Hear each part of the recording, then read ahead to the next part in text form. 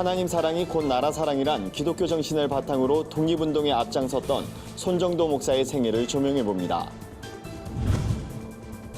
한국교회연합이 광복 74주년을 맞아 기념 감사 예배를 드렸습니다. 성도들은 광복의 의미를 되새기며 민족의 번영과 한반도 평화 통일을 위해 뜨겁게 기도했습니다. 광복 74주년을 맞아 곳곳에서 광복의 의미를 되새기는 다양한 행사가 열린 가운데 한일 양국의 시민단체들이 일본 강제동원 문제의 조속한 해결을 촉구했습니다. 안녕하십니까. 구티비 뉴스입니다. 3.1운동 100주년과 광복 74주년을 맞은 올해 나라의 자주독립을 위해 희생한 독립운동가들의 삶이 새롭게 조명되고 있습니다. 하지만 잘 알려지지 않아 안타까운 경우도 많은데요. 손정도 목사도 그중 한 사람입니다. 독실한 신앙으로 애국혼을 불태웠던 손 목사의 특별한 삶과 신앙을 소개합니다. 윤인경 기자입니다. 목회자이자 선교사, 애국지사로 활동한 손정도 목사. 상해 임시정부 의장을 지내며 대한민국의 기틀을 세운 인물이지만 손 목사는 그 업적에 비해 많이 알려지지 않았습니다. 손정도 목사는 정동 제1교회 담임 목사로 심우하며 교회를 크게 부흥시켰음에도 3년 만인 1918년 돌연 목사직을 사임합니다. 독립운동에 가담하기 위해서였습니다. 손 목사는 일제강점기 당시 도탄에 빠진 민족을 해방시키는 것이 바로 목회자가 할 일이라고 생각했습니다. 예수님이 한 거하고 똑같이 내 이웃을 내 몸같이 사랑하라 하면 사랑하려면 결국 죽을 줄 알면서도 독립운동을 하면 죽을 것이라 하는 걸 알면서도 거기에 뛰어들지 않으면 안 되는 것이 손정도 목사님으로서 사랑의 설교를 하는 그 사람이 목숨을 바치지 않으면 안 되나. 따라서 독립운동에 적극적으로 참여한 것 아닌가. 3.1운동 직전 중국 상해로 건너간 손 목사는 국내외 여러 곳에 흩어져 있던 임시정부를 상해 중심으로 통합하는 데 크게 기여했습니다. 임시정부 초대 의정원장으로 의용단 등 수많은 독립운동 단체를 설립하고 도산 안창호와 백범 김구, 몽양 여운영 등 민족 지도자들과 함께 독립운동에 적극 나섰습니다. 하나님 사랑이 나라 사랑이요, 이웃 사랑이 민족 사랑이다. 손정도 목사의 비문에 새겨진 이 글귀는 민족 해방을 위해 헌신한 손정도 목사의 신앙적 소신이 얼마나 결연했는지를 그대로 보여줍니다. 손정도 목사의 삶과 목회의 주된 철학은 걸레 정신이었습니다. 걸레가 자기를 더럽히면서 남을 깨끗하게 하는 것처럼 손 목사는 철저히 자신을 낮추고 굳은 일을 도맡아 했습니다. 손정도 목사 기념사업회는 이러한 손 목사의 섬김과 화합의 리더십을 한국교회가 신앙유산으로 계승해야 한다고 강조합니다. 세상 사람들이 자기를 나타내고자 하는 그러한 정신에 있는데도 불구하고 손정도 목사님께서는 그 걸레 정신에 의해서 자기가 썩어서 미랄 정신, 그리고 봉사와 희생, 예수님의 발닦음의 정신이 바로 손정도 목사님의 신앙 정신이라고 말씀드릴 수 있겠습니다. 손명원 장로는 손정도 목사의 철학이 한국교회와 사회를 구성하는 밑거름이 되길 바란다며 손 목사의 정신을 이어받아 한국교회가 복음의 본을 보인다면 복음 통일이 이루어질 수 있을 것이라고 전했습니다. 구티비 뉴스 윤인경입니다.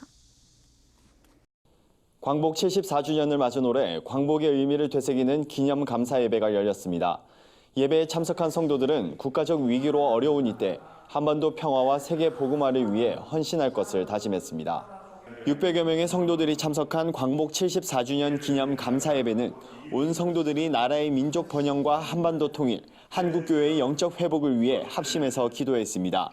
설교를 전한 권태진 목사는 과거 우리나라의 해방은 민족의 신앙적 양심과 뿌리가 뽑히지 않도록 하나님이 역사하신 것이라며 광복 74주년과 건국 71년을 맞아 대한민국의 하나님의 첫사랑이 회복되길 바란다고 강조했습니다. 한국교회연합은 위기에 처한 나라와 민족, 한국교회의 본질 회복을 위한 제2차 비상특별기도회도 진행 중입니다. 기도회는 오는 9월 2일까지 전국 각 지역을 돌며 진행될 예정입니다. 광복 74주년을 맞아 곳곳에서 광복의 의미를 되새기는 다양한 행사가 진행됐는데요. 한일 양국의 시민단체들이 일본 강제동원 문제의 해결을 촉구하는 집회를 열어 관심을 모았습니다. 강제동원 문제 해결과 대일 과거 청산을 위한 공동행동이 주최한 일제 강제동원 문제 해결을 위한 시민대회엔 한일 시민단체를 비롯해 주최 측 추산 2천여 명이 집결했습니다. 비가 내리는 날씨 속에서도 시민들은 강제동원 사죄하라란 피켓을 들고 일본의 사죄와 수출 규제 철회를 촉구했습니다. 강제동원 피해자들도 연대한 가운데 이춘식 할아버지는 울먹이며 시민들에게 감사하단 인사말을 전했습니다. 양금덕 할머니도 피해 사실을 증언했습니다. 양금덕 할머니는 14살에 아무것도 모르고 일본으로 끌려가 미쓰비시 공장에서 밤낮 없이 일했다며 일본 측의 사죄를 듣고 세상을 떠나는 것이 소원이라고 말했습니다. 한편 지난해 10월 한국대법원은 강제동원 피해자들이 일본 기업을 상대로 낸 손해배상 청구를 인정했습니다. 하지만 일본 정부와 기업은 이를 인정하지 않고 있어 피해자들은 여전히 투쟁 중입니다.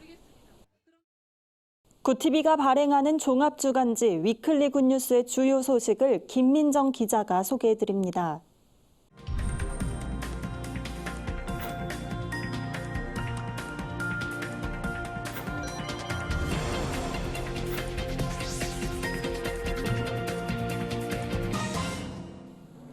이번 주 주요 뉴스 브리핑입니다.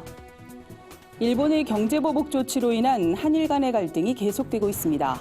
이를 계기로 장기적인 안목에서 경제 체질 개선에 주력해야 한다는 목소리가 힘을 얻고 있습니다. 중국의 안면인식 기술 활용에 대해 인간 통제, 감시 사회를 우려하는 시각이 많습니다. 안면인식 기술을 둘러싼 논란은 중국뿐 아니라 전 세계적으로 상당한 파장이 예상됩니다. 공항 면세점들이 비닐 포장재 쓰레기로 몸살을 앓고 있습니다. 체계적인 관리 시스템의 부재가 주 원인으로 지적되는데 자세한 내용 전해드립니다.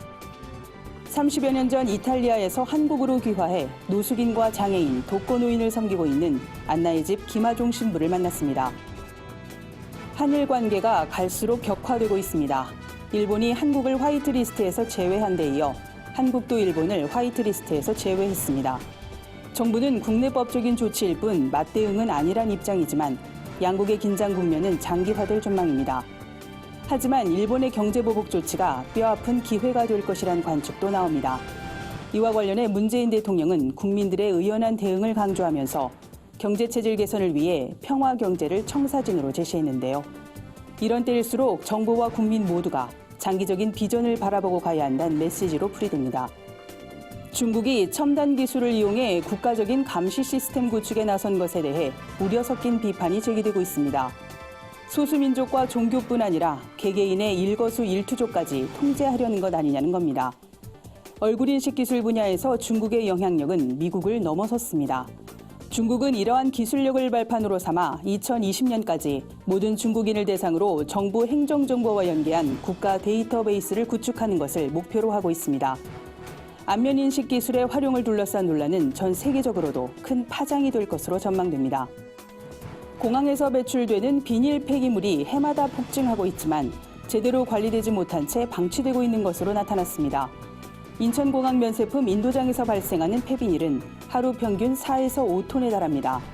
해외여행 성수기엔 10톤까지 늘어난다고 하는데요.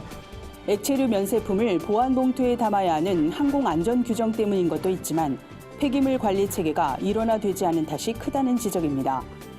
공항 자체는 국토교통부 관할인데 면세점은 관세청 소관이다 보니 사후 관리가 체계적으로 이루어지지 않고 있는 겁니다.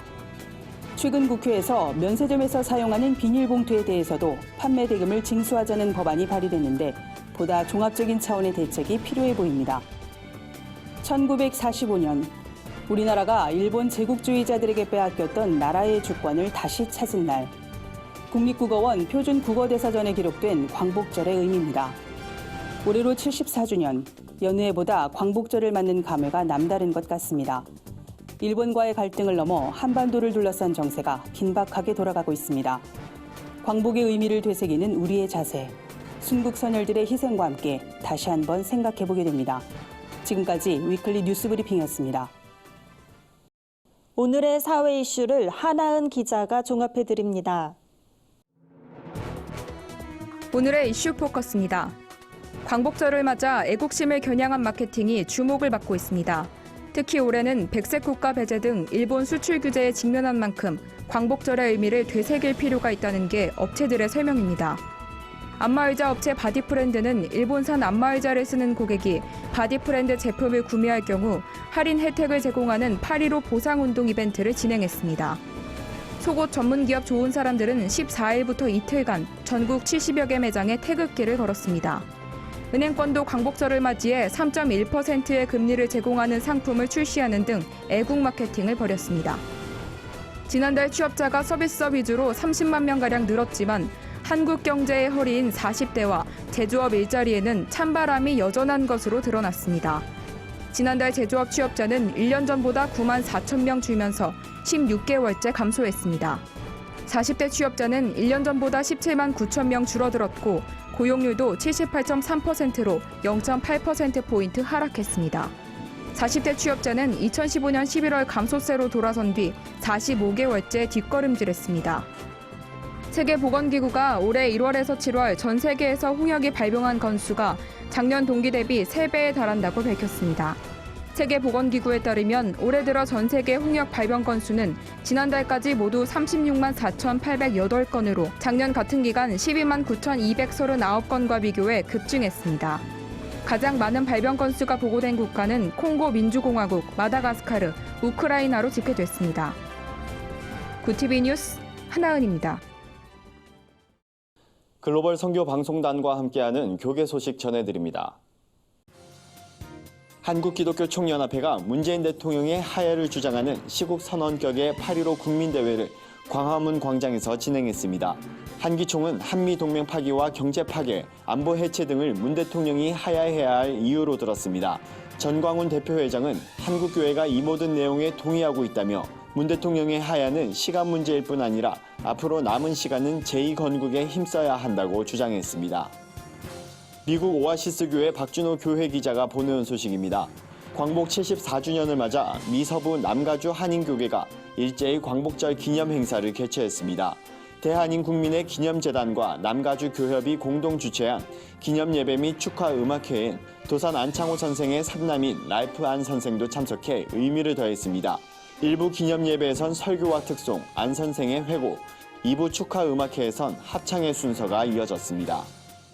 임마누엘 교회 조종환 교회 기자가 보내온 소식입니다.